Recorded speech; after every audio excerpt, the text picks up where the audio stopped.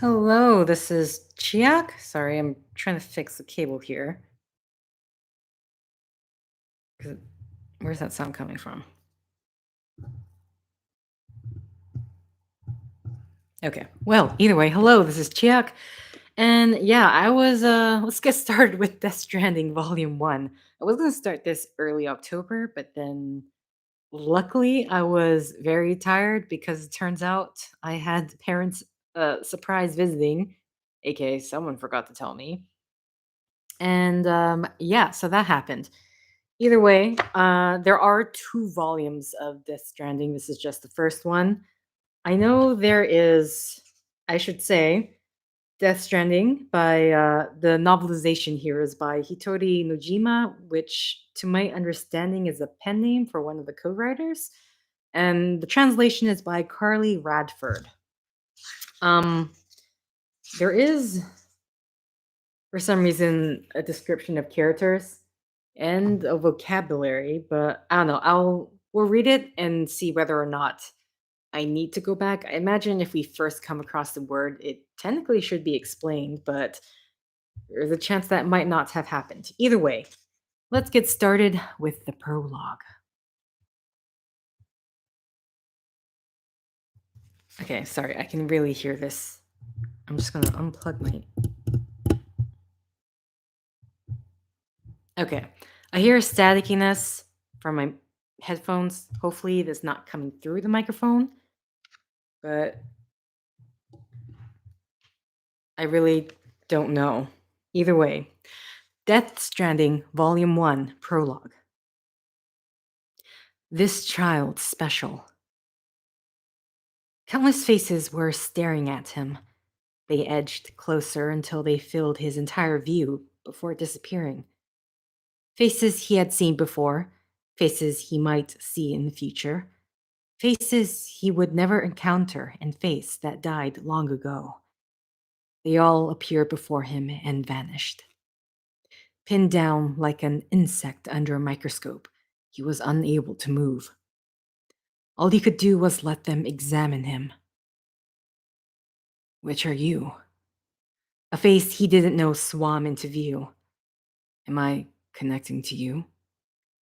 Or are you connecting to me? Where are you? Are you in the past?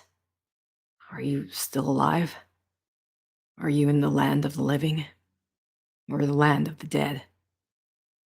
Somewhere in the distance, a whale was singing. The sound of a mating call. But is it? Couldn't it be crying out in sadness? One of the many staring faces, a woman, split from ear to ear, becoming one giant mouth. Small canine teeth crowded the mouth right to the back of its throat. It made a disturbing, terrifying sound as it gnawed through the invisible wall that protected him. The stench of rotting organs surrounded him. He watched a star explode, followed by a vision of a world full of the microscopic life that was first born to these lands. He slid down its throat, mingled with its gastric juices, before being pushed through its contracting and relaxing intestines. Finally, he was expelled from its anus. A wave washed over the naked body. The ha that was soiled with blood and excrement. A simple lump of flesh. It had neither hands nor feet. An enormous wave broke overhead before bursting into a million water droplets and showering down upon him. His began to develop exponentially. Its aging and growth accelerated almost as if being struck by the time fall. Eyes, a mouth, ears, and a nose burst forth as it took human form and sprouted both arms and legs. This child special. The feeling of being held and protected by someone else reassured him. Yet, when he looked back up, he was once again surrounded by countless faces. Where are you? He was asked as he began to feel his own body fade away. A bottomless fear crashed over him like a surge of water. And so, his dream ended. Now, it was time to wake up.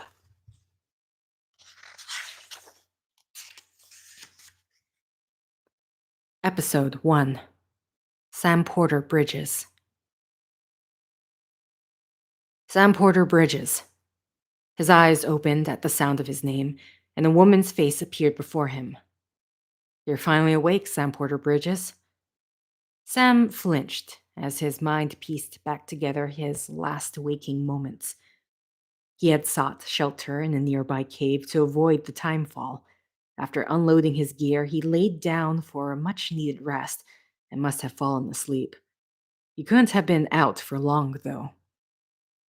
I'm sorry, the young woman apologized. I didn't mean to scare you like that. She wore a black rubber suit, protecting her body from her neck down. What are you doing here? The woman smiled faintly at Sam's question. Trying to stay dry, same as you.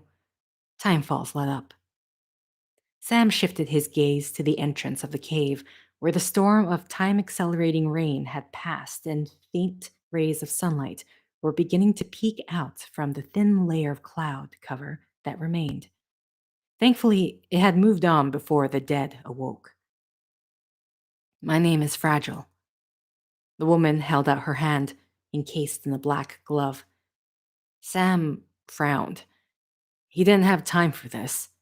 He pretended not to notice her offer and made his way over to his pack. Sam knew the mark depicted on the back of her suit, the unmistakable logo of two bony hands gently cradling a package. Yeah, I've heard of ya. That's right, Fragile asked musically. Oh, wait, that's right, Fragile asked musically. I've heard of you, too, Sam Porter Bridges, the man who delivers. Sam continued sorting his gear, ignoring her. It wasn't like this woman would have really known the real him anyway. You want it? Fragile suddenly held something out toward Sam's face. A bug-like creature wriggled and squirmed between her finger and thumb. A cryptobiote. A day. Oh, a cryptobiote a day keeps the time fall away. She popped the live larva straight into her mouth. Her noisy chewing sounded almost animalistic as Sam glanced back at her. Wanna come work for me? Fragile's smile softened her features, erasing the feral expression. Must be tough out here on your own. Yeah, I thought Fragile Express had plenty of people. Fragile Express was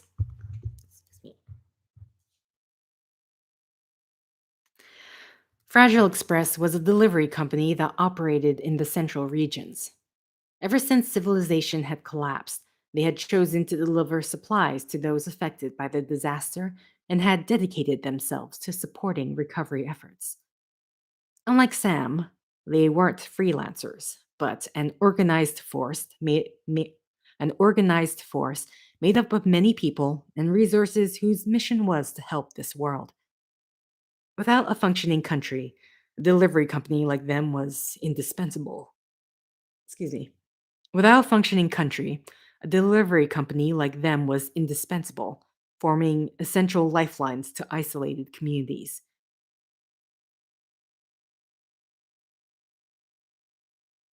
Plenty of traders. Not much left of us now, save for a few honest folks. And on top of that, Fragile removed the glove from her right hand. Her hand looked like it belonged to someone else entirely. Covered in wrinkles and blemishes, the veins that protruded from beneath the skin only served to accentuate the boniness of her fingers. They were the hands of a decrepit old woman. Not much time left of me either. Got soaked from neck to toe. Fragile squinted into the distance, caught in the memory. Her eyes misted like she was holding back tears, but there wasn't a trace of a wrinkle on her young face. She put her glove back on, concealing the timefall marred skin beneath the black suit that protected the rest of her body. I can't help you with that. Sam didn't know what she expected from him. No one could get back the time they had already passed. No one could get back the time that had already passed or been lost. Make deliveries, that's all. Fragile opened her mouth as if about to respond, but she was cut off by a static buzzed voice calling out from Sam's codec device. This is Bridges Central Dispatch. Freelance contractor Sam Porter Bridges. Receiver is standing by for drop. Perfect timing. Sam picked up his baggage, hoping that she would get the message. Headed into town. Fragile picked up a small piece of baggage with a single hand. Her other hand was holding an umbrella. It was a slick, angular thing made of high-tech black and clear panels, looking more like a star or crystal formation than any umbrella Sam had ever seen. Watch yourself. Those things never stay gone for long, she muttered, as if to herself, as she twirled the umbrella between her fingers. Sam nodded silently and left the cave. At that moment, a scrap of paper slipped out of his breast pocket to the floor. As Sam rushed to pick up the scrap, Fragile's voice came from behind him.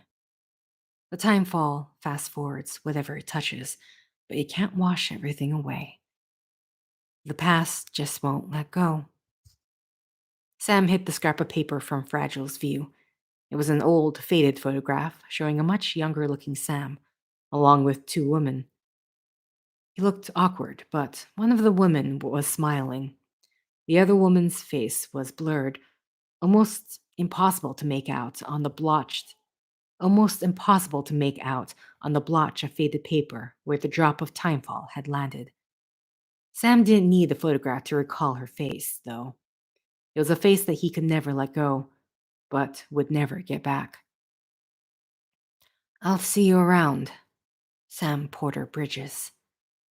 Sam folded the photo and slipped it back into his pocket before turning around to find that Fragile had already vanished. Central Knot City. Sorry, I'm still trying to figure out the stag situation. Okay. It's less so it's probably electric interference from the computer itself. Central Knot City. The man's image vanished as if by magic, leaving Igor Frank with a memory of the man's scarred forehead and the luster of his red jacket. He knew it couldn't be true, but he swore that he had felt the warmth radiating from the man's body and smelled his sweat in the air. The man's optical 3D form had felt so real. The hologram had stood there, breathing in and out, staring straight into his eyes to pass along the order as if the projection was truly alive. Ironic, then, the man's work name was Dead Man. Igor left his private room and ran through the lifeless hallways of the underground Knot City. Only minutes had passed since the hologram of Dead Man had delivered the news. A corpse has been discovered in a residential area. Despite his calm voice, the eyes behind his spectacles had lost some of their composure. Sorry, Igor. We only just found it. Looks like it has been around 40 hours, so we're in a hurry. You're the only guy we've got. The hologram of Dead Man lowered its head. The surgical scars across his forehead were soaked in sweat. Headquarters knows that you're a part of Bridges 2 and in the middle of preparing for that. This will be your last mission as part of the corpse disposal team. But look, Igor flashed Dead Man a look. He knew there was no time to waste. He only had a few hours, and there were very few corpse disposal team members. If Igor was even slightly delayed, it was very likely that he could kiss goodbye to everyone. It was very likely that he could kiss goodbye to everyone in the city. Igor gestured toward some equipment on the wall and asked if he would need it. Deadman nodded silently. This wasn't going to be a straightforward disposal. As Igor put on his uniform and picked up his equipment, Deadman spoke again. I'm sorry I had to put you through this. I'm sorry I had to put you up to this, but there are arrangements for someone to come and help. If he's on time, he should be arriving at the distro center soon. I can guarantee his track record and abilities. I'm sure that he will be able to help you save the citizens of Central Knot. So, there was still someone worth a damn on this continent? Someone who could actually do something good for this dead end world? I've sent his profile over to your device. Check it over later. Sam Bridges is his name. With that, Dead Man's hologram disappeared. The noise and vibrations of the truck's motors resonated through Igor's body. On his left, the driver kept one hand on the wheel while wiping at the sweat on the back of his neck with the other. Igor instructed him to stop the truck before the front gate. He had worked with this driver many times before. Igor's job was transporting corpses from isolation wards to the incinerators. Every day was like walking a tightrope. Every day was like walking a tightrope. If he put a single foot wrong, he wouldn't just be risking his own life, but the lives of everyone in the city. Normally, he at least had the gift of time, but not for this job. There wasn't a second to spare. If he was just the slightest bit late, the corpse would go necro and cause a void out, wiping out the whole city. The truck slowed down as they approached the figure. Igor could barely. Igor, hello, hello, hello. I just realized. Okay, is this? Da da da da da. Okay, sorry. For a minute there, I was like, wait, the volume meter isn't moving, but it is very slightly. But someone can tell me later on whether it is too loud or not loud enough. Please and thank you. Okay, where was I? As these fire trucks come by. Okay.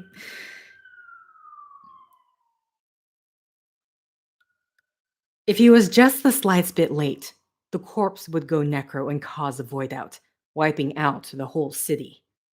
The truck slowed down as they approached the figure. Igor could barely make out the man's features through the glare of the distribution center lights behind him. He seemed to be a match for the man in the profile, though. The truck rolled to a halt, and the hydraulics hissed as metal groaned against metal. Lowering the cabin closer to the ground, Igor exchanged looks with the man outside. Faint frown lines were etched between the man's eyebrows. Igor thought that it was because he had seen the Bridges mark on the outside of the truck. So, this is the savior who is going to get us out of this mess. Igor opened the door and climbed down from the cabin. He strode forward and held out his hand. Igor, Bridges corpse disposal. Their supposed savior averted his eyes from Igor's hand. Igor realized that the man wouldn't take his hand, but he kept it held out regardless. Sam Porter Bridges, I assume. The man's face twisted in a wry grimace, which Igor took as a yes. Igor remembered the notes on Sam's profile, a freelance porter who suffered from dooms. He had been a member of Bridges up until around 10 years ago. Ever since his time in Bridges, he had displayed symptoms. Of aphenphosphobia and couldn't stand physical contact with others. What happened? Sam may have refused to shake Igor's hand, but at least he met his gaze directly. Look, gotta get a move on. I'll explain as we go. Come on, Igor said, turning back towards the truck's trailer. Sam's footsteps followed behind him. Come and take a look. Igor climbed up onto the trailer and gestured toward a piece of cargo fixed to the center. It was around the same length as the average human male, a big, lead-colored chrysalis. He's got a date with the incinerator, Igor explained. Sam climbed up onto the trailer and inspected the dead man in the body bag. How long since he flatlined? Sam asked, fixated on the body. It was clear Sam understood the peculiarity and urgency of the situation. We don't know the exact TOD, but I'd say it's been upwards of 40 hours. Their eyes met. He wasn't quarantined? Sam's voice was a mixture of anger and confusion. He wasn't sick. This was a suicide. The word alone brought back the details from Dead Man's briefing, and Igor was brought face to face with the weight of their mission. Oh, Jesus. Sam muttered, staring at the body. We're just lucky we found him at all. We got him on ice ASAP, but who knows when he'll go necro. As he explained the situation to Sam, Igor couldn't help but feel like he was covering for the dead man. Dying undetected and undiscovered, and eventually going necro meant turning into the ultimate weapon of destruction. Unless you were a baby who was blissfully unaware of the concept of death, there wasn't a soul on the planet who didn't know that. Suicide no longer meant killing only yourself. It involved other people now, too. To put it bluntly, suicide was an act of terrorism. Where are you taking him? Sam's Sam's voice sounded somewhat reproachful. Brushing it off, Igor booted up the device on his wrist. The device projected a map in front of them. Closest incinerator is to the north. Icons representing Sam and Igor's current location along with the location of the corpse incinerator were displayed on the map. Sam screwed up his face. This route's crawling with BTs. You sure you can't use another? I wish I could, but there's no time. They had no choice. The corpse had been discovered far too late. Then just burn the poor bastard right here, said Sam, and put all that beryllium into the air so close to town. No, wrong voice. And put all that beryllium. I don't know how to pronounce this. Sorry. I need to go. I need to go back to videos of the game. And put all that beryllium into the air so close to town. Can't do it. Igor looked back toward the town. Sam was right, though. Burning the body right here instead of attempting to make their way through a route infested with them, the BT monsters left behind from former corpses, was the safest option. But the cheryllium released when the corpse was burned lingered for a long time, and exposure caused all kinds of issues: depression, apocalyptic nightmares, even suicidal thoughts. And this was the entrance to the city. It would have to be abandoned, severing the links with the few cities left and those outside. Hey, we can do this. We just need someone like you with dooms. Sam didn't answer.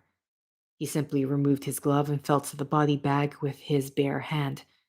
The skin from Sam's palm to his wrist turned red like an allergic reaction. Doom sufferers were afflicted with the ability to sense death. The rest of the skin hidden under Sam's uniform was probably covered in goosebumps and also turning a dark red. Sam removed his hand and inched his head closer to the body bag. He was sniffing at the death emanating from the body. A deep line crinkled between his brows. Well, he's already in the first stages of necrosis. If we don't hurry, this place is a crater. There was no other choice but to aim for the incinerator. So how about it? Can we count on you? Igor asked. Sam leaned back away from the body and nodded. Igor offered his hand once more. Then Bridges hereby enters into a contract with Sam Porter. Sam glanced once at Igor's hand before turning back to the corpse. So, he could touch a corpse, but he couldn't bear to shake the hand of a living person? Igor shook his head, resigned. It's Sam. Just Sam. Sam began retightening the straps holding the body in place in the trailer. Igor kneeled down beside him and followed suit. I can't spot BTs, just sense them, Sam muttered as he adjusted the belt around the body's ankles. Igor understood. The notes had warned as much, but it was still a big help. Normal people like Igor couldn't even sense BTs. If he didn't have specialized equipment that could sense the world of the dead, he wouldn't have a clue where they were. Igor tapped onto the equipment attached to his chest. That's why we came prepared. Bridge baby, huh? Sam observed. If it's helping you, we'll be able to stay one step ahead of them. Igor's words were more to convince himself than anyone else that it would be all right, but he tried to hide his misgivings by taking the end of the cord attached to his abdomen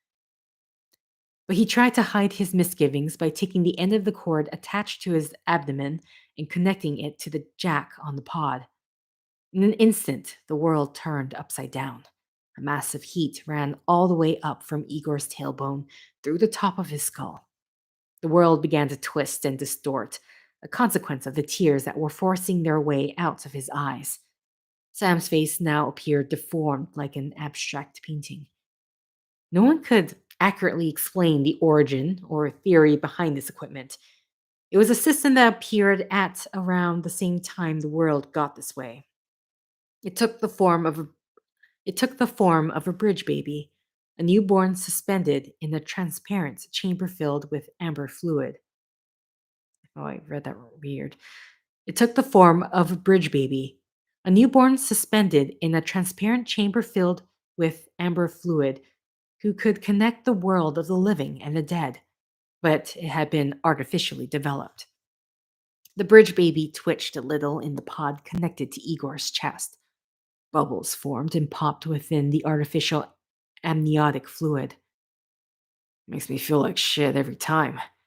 Igor wiped away the tear running down his cheek, sniffed, and looked at Sam. Well, are you plugging into the other side? To Igor, Sam's words sounded muffled, like he was speaking through a thin veil. He still managed he still hadn't managed to master the tuning of all his senses. His field of vision was unstable. He closed his eyes and massaged his eyelids. Somewhere in the depths of his ears, he thought he could hear the laughter of the bridge baby. His eyes snapped open in response, only to find the stiff look on Sam's face. His gaze locked on the pod. Igor could still hear the laughter of the bridge baby. Roll out, Igor shouted to the driver. There's no time to spare. Whatever the case, this corpse had to be disposed of thoroughly and correctly. They had to deliver the body to the world of the dead and make sure that it could never come back. The motor revved and the truck began to move out. As they drove through the gate, a sun disappeared in the sky. Thick black cloud was the only thing that awaited Sam, Igor, the truck, and the corpse.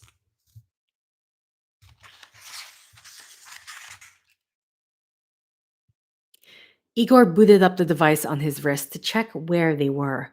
If they continued like this, then they should make it in time. It was a big if.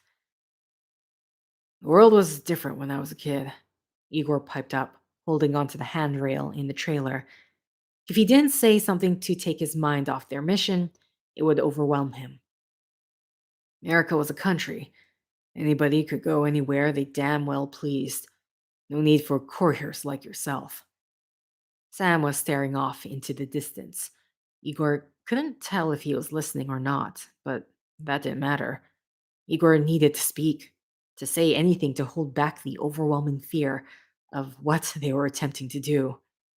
We had highways, airplanes, hell, he could even visit other countries. Hard to imagine it now. As you can see, the Death Stranding poked us full of holes, fucked us beyond all recognition. And if you were lucky enough to survive, the timefall came and washed you away.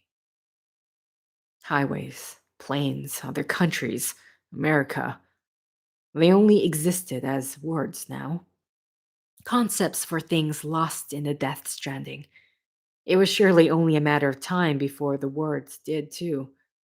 Things were the first to go, followed by language. The name of colors, animals, food, vehicles. The names of feelings shared between human beings. They would all disappear eventually. And even if the words did survive, they would no longer have any connection to reality. They would be sacred and devoid of meaning. America was breaking down into an abstraction, a set of ideas without basis in reality. It was becoming more or less like God. Eventually, the generation who were born after America disappeared, Sam would become the majority. And America really would be like God. Only the word would remain, along with the issues of devotion, like a religious cult driven by their burning belief and fever. The country would most likely become responsible for tragedy after tragedy. That's why people like Igor, who actually knew America, had to take it back before it became like God, before the timefall washed it all away, before monsters destroyed this world. Those freaks from the beach showed up. Not that I have to tell you. A slip of the tongue. Igor glanced at Sam, but Sam's expression gave nothing away. The lack of the lack of reaction spurred Igor on. The worlds of the living and the dead all mixed up together. And that's when folks start holing up in the cities, and couriers like yourself got put up on the pedestal. Igor had been about to say how that included himself and the other corpse disposal teams, but his words died in his mouth. Before them stretched a rainbow. Not a normal rainbow curving from the ground toward the sky. Instead, its arch was upside down, bursting from the clouds downward toward the ground and back up again. An evil bridge that carried monsters over from the other side.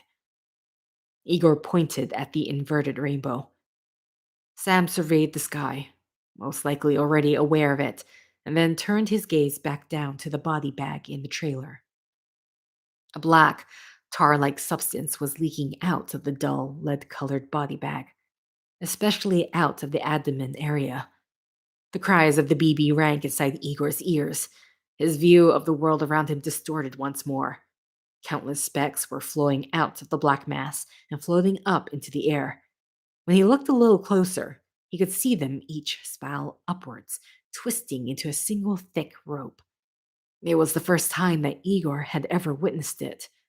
The Ha was beginning to go necro, and the Ka that was seeping out of it was trying to drag the beach here.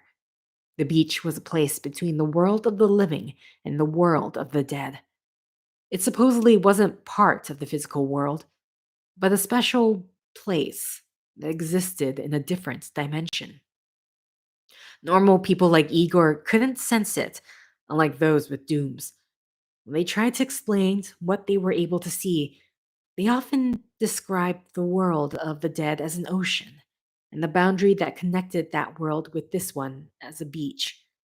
The sea, mother of all life, became synonymous with the place the dead returned to. And when the dead crawled out of that ocean and across the beach to become stranded in this world, it became known as the Death Stranding. Sam held his hand out over the body and felt the abdomen where the twisting black thread rose from the navel. His palm turned an angry red instantly. "How much farther to the incinerator?" Sam shouted. Tears were streaming from his eyes. The body bag was almost entirely covered in the black mass now. The sky was darkening in response. "This guy's about to pop." "Shit. We're going to have to cut through the BTs." Igor tapped on the rear window and signaled to the driver. The truck accelerated and changed course to the left. Igor tightened his grip on the rail and crouched down low to avoid getting thrown from the trailer. This close, he got a good look at the body. The necrosis was spreading, farther gone than he'd ever seen.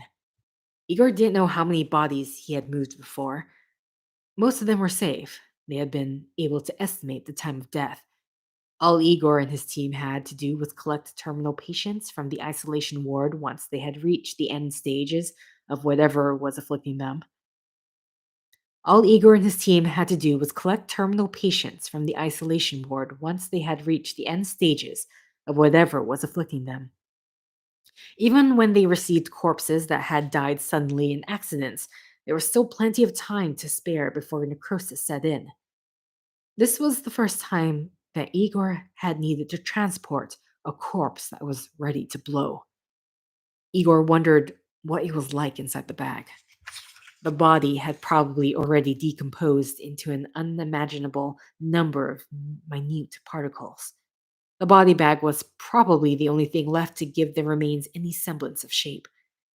It was a casket of soft woven synthetic fibers. Once unbound, the mass would cease to look like a body at all. The truck leapt up into the air.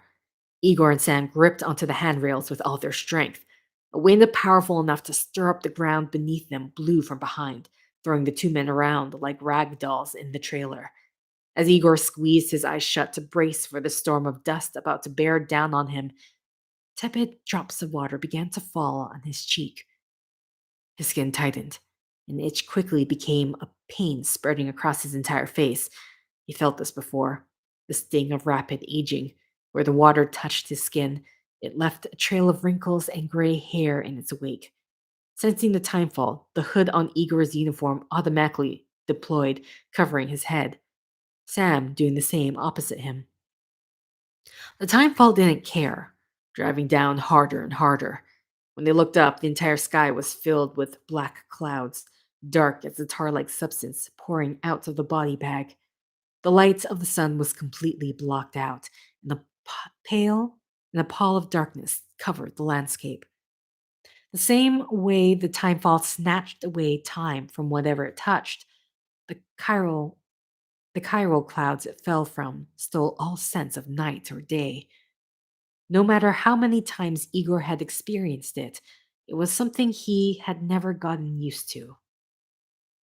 The world felt suddenly wrong, and there was no way to orientate himself. The headlights of the truck pierced this blanket of darkness and illuminated the torrential sheets of timefall. As Igor focused on gripping the rail, his nostrils were hit by the smell of the sea, though they were nowhere near any ocean. The salty air flooded his senses and sent tears streaming down his face as he breathed in the unmistakable stench of the world of the dead. The motor whined and the headlights blinked off. In this world of only rain and darkness, the truck had lost all power and stalled. The driver was struggling to get the motor going again. "Don't worry, this is just a temporary blackout," Igor shouted through the rear window, trying to keep his voice steady, but it came out full of panic. Timefall interfered with electromagnetic waves and frequently brought down electric systems, but they usually restarted after a while. "Calm down." Igor was no longer just repeating that for the driver's sake, but his own sake too. As if his prayers had been answered, the driver's seat lit up as the headlights blinked back on. Igor looked at Sam with a faint sense of relief when he noticed that Sam's focus was toward his left shoulder. The tip of the odor deck sensor mounted on his shoulder had opened up like a splayed hand. Waves of chills, nausea, and dizziness washed over Igor, combining with the smell of the ocean. The dead were inching nearer, but Igor had no idea which direction they would come from. The nervous odor deck was flickering open and closed as if trying to grip onto the very sky itself. It was the only equipment they had that would coordinate with the bridge baby to show the position of the dead. If the BB sensed the dead, the odor deck would show where. But how could it not find them in an aura of death this thick? "Sam, can you see anything?" "No, nothing," Sam shouted back, temper flaring. There was no doubt that Sam could also sense the presence of the dead all around them. His Doom's ability was just as highly turned as the Odra deck's mechanical sensor. He peered out of the trailer through the dense cloud surrounding them. Igor rapped on the pod. "Come on, help me out. Where are the monsters?" Something like a whine came from the baby, and the Odra deck began to swing around wildly like a broken windmill. "This BB must be busted or something," Igor said. All of a sudden, the motor roared back to life. The tires screeched across the ground beneath them, and the truck began to shoot forward once again. The driver thrust his foot down hard to escape the aura of death that was engulfing them. Igor gripped the handrail even tighter so that he didn't get thrown off. The numbing stench that had been offending his nostrils still felt numbing stench that had been offending his nostrils felt like it passed through his nose and out the top of his head. The rotating odor deck came to an abrupt stop. The robotic claw folded into a cross and pointed directly in front of them. That only meant one thing. That's where they were. The truck was headed straight for them. Igor tried to yell at the driver to change direction, but it was too late. The truck was shuddering hard as it raced across the rugged terrain, and the air was filled with the screams of the driver and the screech of the brakes. Igor could see a large black handprint stuck firmly to the windshield over the driver's shoulders, but its owner was nowhere to be seen. Igor's body lost all sense of weight. He thrust his hands out, groping for anything to hold on to. There was nothing to grab. He was screaming something, but couldn't seem to form any words. Igor was thrown from the trailer and smashed into the ground. Igor awoke to the sounds of groans. He picked himself up off the muddy ground and looked around. The groans were very close. The truck had tipped over on its side. Beneath it, Igor found the source of the pain. The driver was pinned, his whole lower his whole lower body hidden under a pile of metal. He was frantically twisting his body and waving his arms as if trying to fight off a wild animal. Drenched in timefall, his face had already transformed into that of an old man. It was contoured with deep lines, and his hair was a snowy white. But the groans that pleaded for someone to save him still betrayed the man's youth. Knowing that he had to save him, Igor started toward the truck when he noticed a movement from the corner of his eye. It was Sam. He was walking in the direction of the body bag, which had been tossed out of the trailer with them. He was half dragging his right leg behind him. The blackened body bag began to glow gold, where it used to cover someone's face. It looked like a casket with a warped golden mask stuck to the front. Countless minutes particles were welling Countless minute particles were welling forth from the stomach area, stretching out into a single thread that rose up and beyond into the sky. This was the final stage of necrosis. The step before humans transformed into monsters instead of passing on peacefully. It was a scenario that he had only ever heard people tell stories about, a process that he had been lectured on when he was first assigned to the corpse disposal team, and now it was playing out in front of him. When humans die, their ka escapes their ha. This was a concept that had been investigated by the ancient Egyptians and explored the two elements that made up life. When the body, or ha, necrotizes, necrotizes and lingers in this world, the soul, or ka, becomes lost in search of it. It remains in the area where it died, looking for it, for the rest of eternity.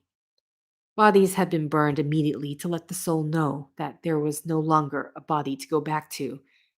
If the body wasn't burned, the soul would become a beached thing and continue to search for the living. The last thing they needed was another body going necro. Igor slid his arms under both of the driver's armpits and braced his feet against the ground to try and pull him out, but the driver wouldn't budge. All Igor could do was try and ease the screaming driver's fear and pain. Shut up! Don't even breathe! Igor turned back toward the sound of Sam's voice and clasped both hands around his mouth, realizing his mistake. The driver followed suit. The cross-shaped odor deck pointed above them and began spinning rapidly, illuminated with the orange warning light that meant BTs were right there. Just as Igor and Sam couldn't see the BTs couldn't see Sam or Igor. They sought out the living by homing in on breathing and other sounds. For those without a high level of dooms, the only sign they were near were the oil slick handprints left behind as they hunted. A handprint appeared on the door of the overturned truck right at Igor's side. Before another, then another, making their way farther and farther down the vehicle. The BT was groping for them in the dark. Igor held his breath, praying he wouldn't make a single sound. That was the only way they were going to get out of this mess. His prayers were answered. The sickening black handprints traveled away from the pair. Igor turned to speak to Sam. Igor turned to thank Sam for raising the alarm, but he was about to speak too soon. The body bag began convulsing. It shook violently, twisting and contorting the bag, but soon it started to lessen. The shuddering grew gentler until it stopped altogether. The straps binding the body bag snapped apart loudly, one after the other. A sticky tar-like substance pooled on the ground underneath the body as particles of glittering dust floated up from the golden death mask that had formed on the outside of the bag. Sam looked up. Shit. It's necrotized. It's necrotized. The handprints returned as if they had heard Sam's murmur. Or maybe they were here for the newly necrotized body. Their new friend. All Igor could do was watch the trail of handprints as he kept his hand firmly clasped over his mouth.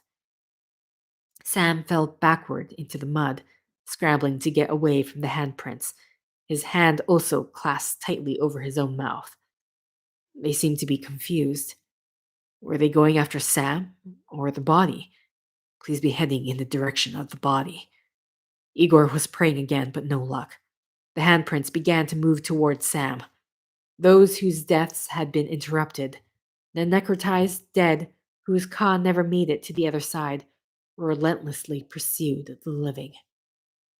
Sam held his breath, dragging his leg as he crawled backward. He could now see how much blood he was losing from it, even in the darkness. Despite this, Sam threw Igor a look that urged him to escape. The handprint stopped. It was almost like they were carefully considering something. Igor couldn't let this opportunity that Sam had given him go to waste. He strained his arms to try and prise the driver free once more. But the driver was already past his breaking point. He began to wail in agony, couldn't stand the pain any longer. That roused the monster. The handprints changed direction toward Igor and the driver, no longer lost but focused. They were coming at full speed. That wasn't all. Igor could feel the presence of the dead from the truck behind him.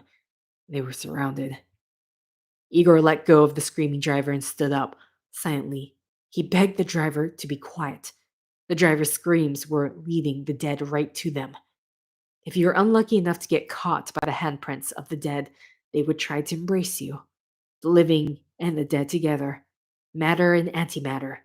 When the two things that were never supposed to meet were brought together, it created an immense explosion. Help me! Help me! The drivers kept screaming. Those screams were proof that he was alive. Those screams were giving the dead something to aim for as they swarmed closer. Igor took out his handgun and pointed it at the driver. The dead want the dead. The dead didn't want the dead. If the dead embraced each other, nothing would happen. Igor readied his trigger finger. It felt so heavy that it didn't feel like his own appendage anymore. Before Igor could gather his resolve to pull the trigger, the dead grabbed the driver. Unable to move out of the way, the driver's body was yanked out from under the truck by an invisible hand and dragged into the air. Sorry. Igor's bullet pierced the driver's head. He died instantly. The dead lost interest in the driver immediately. Igor knew what he had to do next. He shot a look at Sam that said he would be putting his faith in him to finish the job. But behind Sam, a figure appeared on top of the overturned truck. Following Igor's line of sight, Sam turned around. It was too dark to make out the figure's face. They were wearing a hood and a cloak. Against their chest, a BB tank glowed red. The figure raised a hand into the air and pointed at something. Igor could smell blood mingling with the stench of stagnant water, the insufferable odor of rotting fish. The smells crashed over him in a single repulsive wave. His head was splitting and feverish chills ran up his body. He was going to puke. Right at that moment, a howl pierced the thick cloud cover. It was neither a cry, nor a scream, nor a growl, but rather a dreadful noise that could shatter the resolve of any man. The odor deck transformed into a cross shape and pointed towards a space in the sky. The baby on Igor's chest jolted around, pressing against the glass, then pushing away to hide. It was here. Igor's feet slipped. The ground beneath him was no longer solid, had begun to stream away. The new, liquid ground coiled itself around Igor's leg. Numerous pitch black arms erupted from the water and tried to drag him down by the legs. They groaned with an insufferable hunger. He searched frantically. The ground around him had transformed into a sea of tar. There was no sign of the original terrain anywhere. Like a sea in slow motion, the tar around him swelled unnaturally and collapsed in on itself. The truck was gradually sinking between the waves, and the silhouettes that had stood atop it had disappeared once more. The arms pulling at Igor's legs fought harder to tug him into the churning tar. He chose not to look down at his feet, but rather up above his head. This was the end. The silhouette of a giant human figure towered over him. The head was obscured by cloud, and the hands were gripping multiple ropes that were connected to the ground. The shadow yanked on the ropes, ripping up the ground to expose the innards of the earth. If he was eaten by that monster, it would cause a void out. That's what his manual had told him. Worst case scenario. The dead who had necrotized retained a lingering attachment to this world, not just to their own but to all living things, and became stranded here, unable to move on to the world of the dead. And if the dead who were made up of chiral substance from antimatter came into contact with the living, it caused the void out. Who the hell could have experienced that and lived to tell the tale in the manual? Igor thought it was strange that such thoughts would cross his mind at a time like this. Run! He screamed. He gathered the last of his resolve. He was so sorry that he had gotten Sam involved in this. Igor ripped the pod off his chest and threw it in Sam's direction. Then he pointed the gun up at his chin. Just before he could pull the trigger, he was swept off his feet. The enormous shade lifted him into the air. His world turned upside down for him, and the bullet misfired in the wrong direction. He couldn't keep hold of the gun. Run! It was no longer a command but a plea. He needed Sam to escape. If only he could buy enough time to get away. Igor stretched for the gun, but it was no use. He took the knife from his waist and plunged it into the left side of his chest, but he hit the connection unit for his pod. Once more, he tore open his uniform with the tip of the knife and gouged into the flesh until he scraped up against a rib. And again, his pectoral muscles resisted as they tried to protect his heart from the blade. Again, the invisible hand swung Igor around as it tried to prevent his suicide. Igor could see Sam still standing there. He was holding the BB to his chest. Run. Just take it and run. Igor heaved a last burst of strength and thrust the knife into his heart. He didn't feel any pain. In fact, he didn't feel anything at all.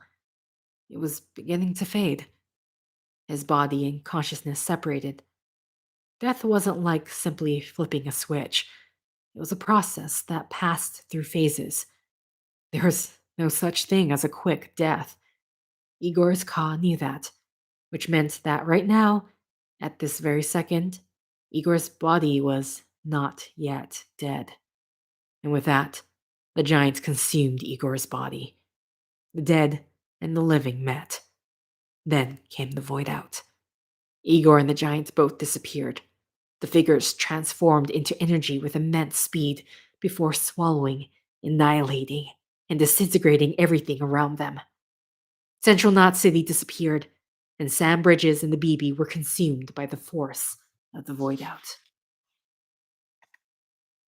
Okay, so I'm going to leave it off for this with episode 1. I am going to, forgot to say, this is a cold read series, so I have seen Let's Plays of the game, but I am definitely going to have to look up how to pronounce some things, especially the Egyptian words and then the chiral.